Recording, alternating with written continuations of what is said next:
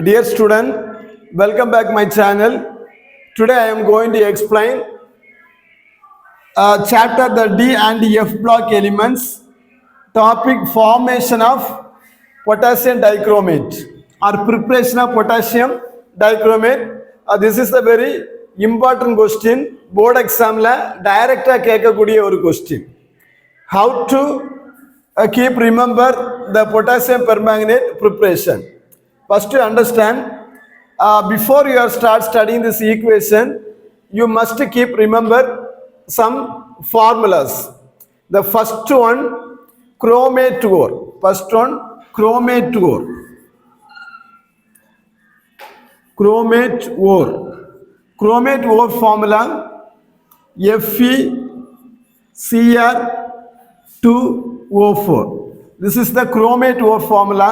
Then sodium chromate. Sodium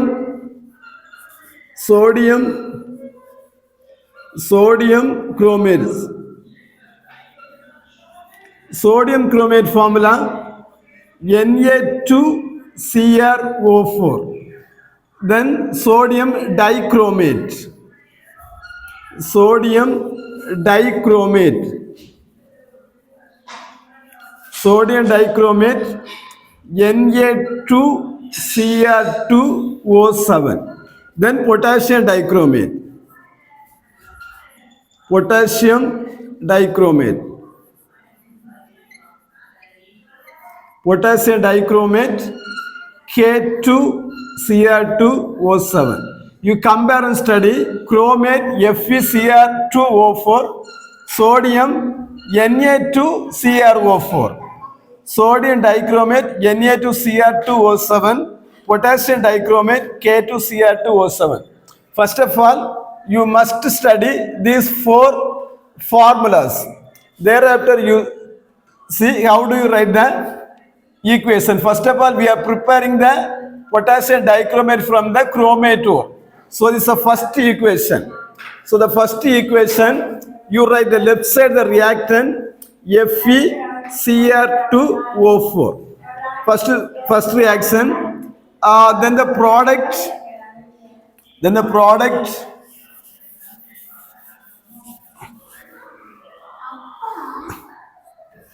product you see, this is the second one. The second one is a Na2Cr4. This is a product. Then the next equation, this is the reactant. அப்ப என்ன கிடைக்கும்? என்ன எழுதணும்? Na2Cr4. Then the product third one. So Na2Cr2O7. Then the third equation, this is the reactant. So Na2Cr2O7, the product K2Cr2O7. First இந்த மாதிரி எழுதிக்கோங்க.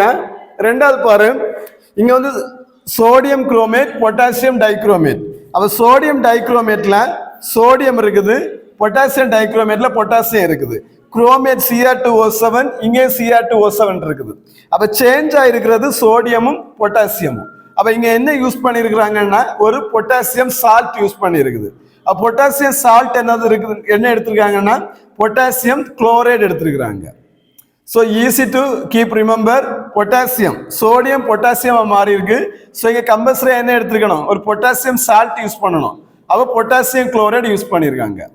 So இங்க 2 potassium, year 1 potassium. இவங்க 2 போட்டுட்டோம்னா 2 பொட்டாசியம் குளோரைடு.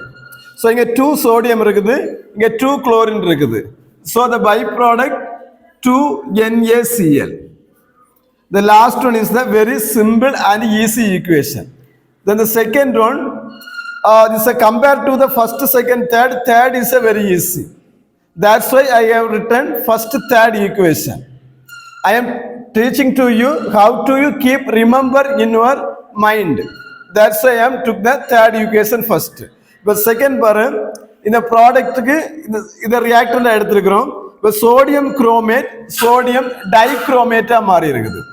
அப்போ சோடியம் குரோமேட் சோடியம் டைக்ரோமேட்டா எப்போ மாறும்னா ஒரு acid மீடியத்தில் மாறும்.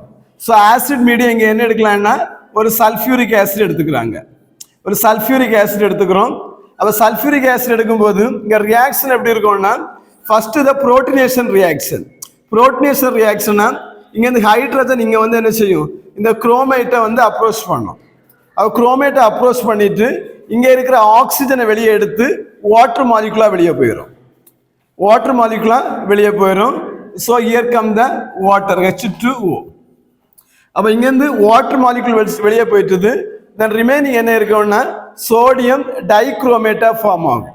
சோடியம் டைக்ரோமேட்டா ஃபார்ம் ஆகும். தென் ஃபர்தர் இந்த சல்ஃபேட் எதாவது மாறும்னா இந்த சோடியத்தோட சேர்ந்து சோடியம் சல்ஃபேட்டாக மாறும். சோடியம் சல்ஃபேட்டாக மாறும். ஸோ ஃபார்முலா Na2SO4ன்னு கிடைக்கும்.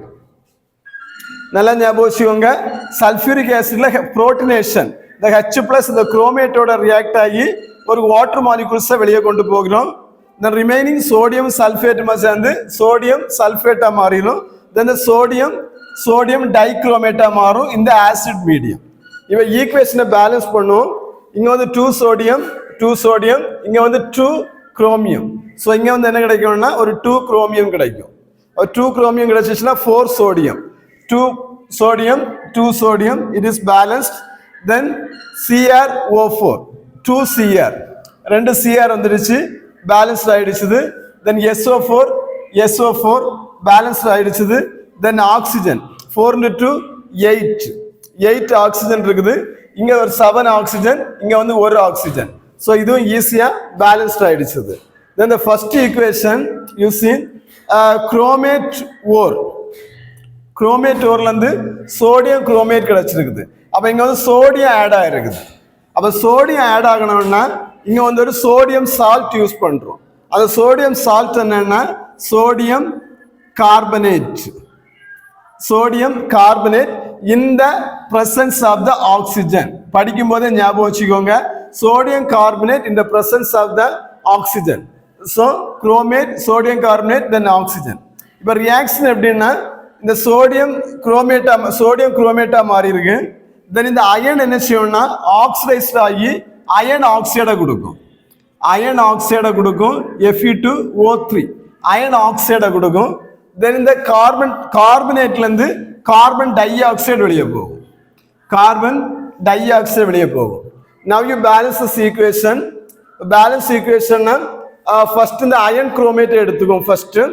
ஏன்னா அயன் குரோமேட்ல தான் மோர் நம்பர் ஆட்டம் இருக்குது 4, 7 and 8.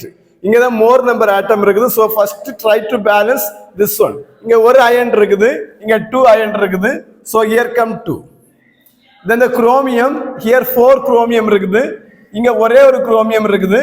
So here come 4. Then oxygen we will balance it last. Then the 2 sodium here is a 4 into 2 8 sodium. 4 into 8 sodium. So here come 4. Then 4 into 8. Then the carbon 4 carbon. Here only 1 carbon. So 4 carbon dioxide. 4 carbon dioxide. Then the next one you see which is not balanced except oxygen remaining all balanced. I think so. 2 iron 4 chromium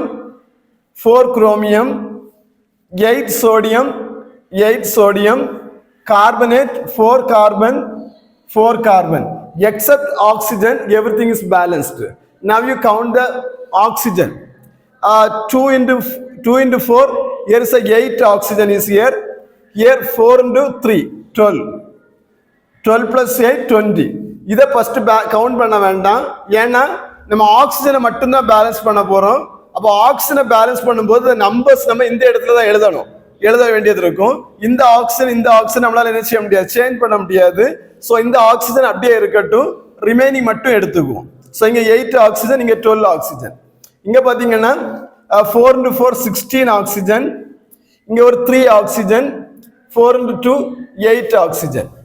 so இங்க என்ன இருக்குது 16 plus 3 19 27 oxygen. 8 plus 12 20 oxygen.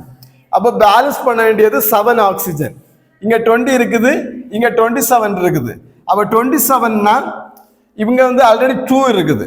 அப்ப இந்த இடத்துல 3.5 போட்டுட்டோம்னா 2 into 3.5 7. இப்போ வந்து என்ன ஆயிரும், ஆக்சிஜன் பேலன்ஸ்ட் ஆயிரும். ஆக்சிஜன் பேலன்ஸ்ட் ஆயிரும். தென் நெக்ஸ்ட் இப்போ இந்த நம்பரை வந்து இந்த ஹோல் நம்பரா சேஞ்ச் பண்றோம். பாயிண்டா இருக்கிறத 3.5 ஹோல் நம்பரா சேஞ்ச் பண்ணா என்ன பண்ணலாம், 2 ஆல மல்டிப்ளை பண்ணா 2 into 3.5 7. 2 into 3.5 7 கிடைக்கும். So here come 7. அப்ப இதுலயே வந்து 2 ஆல மல்டிப்ளை பண்ணோம் 8 கிடைக்கும். இங்க 2 ஆல மல்டிப்ளை பண்ணோம்னா 4 கிடைக்கும். இங்க 2 ஆல மல்டிப்ளை பண்ணோம்னா 8 கிடைக்கும்.